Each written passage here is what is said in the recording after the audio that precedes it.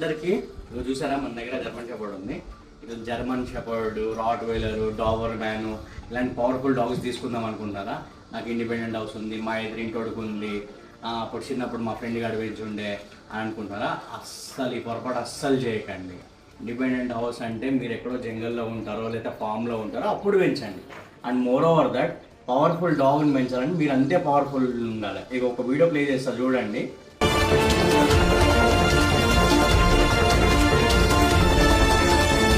ఆ owner handle చేయలేక ఈ కప్పుల్ని ఎంత ఘోరంగా కలిసిందో చూడండి. ప్రాణాలు అరిచేతుల్లో పెట్టుకొని పారిపోయారు. ఒక కుక్కర్ని పెంచడం అంటే అంత ఈజీ కాదు. ఎప్పుడైతే జర్మన్ షెపర్డ్ ఇట్లాంటివి మీరు పెంచుతారో వాటికి పర్ఫెక్ట్ ట్రైనింగ్ ఇప్పించాలి. దానికన్నా మీరు పవర్ఫుల్ అని చెప్పి దానికి అర్థం కావాలి. ఒక 1 year దాటిన తర్వాత ఇది ఒక న్యూక్లియర్ బాంబుని తెచ్చి మీరు ఇంట్లో పెట్టుకున్నట్టే. అది ఏం చేస్తుంది, థ్రెట్ డిటెక్ట్ చేయగానే డైరెక్ట్ పోయి అటాక్ చేసేస్తుంది. అదే ఈ ల్యాబ్లు ఇలాంటివి అనుకోండి, వార్న్ చేస్తే ఎవరైనా కొత్త రంగాలు ఎవడరా బై నువ్వు అని పోయి గేట్ కడిగి పోయి అరుస్తుంది. జర్మన్ షెపర్డ్లు అట్లా మోకా దొరికిందని తప్పని గేట్ దూకి ఆడెమ్మడి పడిపోతాయి. సో ఇట్లాంటి డాగ్స్ని తెచ్చుకునేటప్పుడు ఆలోచించుకొని నేను హ్యాండిల్ చేయగలుగుతానా లేదా, ప్రాపర్ ట్రైనింగ్ ఇప్పించగలుగుతానా లేదా, ఇవన్నీ ఆలోచించుకొని డాగ్ని తెచ్చుకోండి. పాపం మీ కపుల్ ఆలోచన చూడండి ఏమైందో, గుర్తుపెట్టుకోండి. Thank you.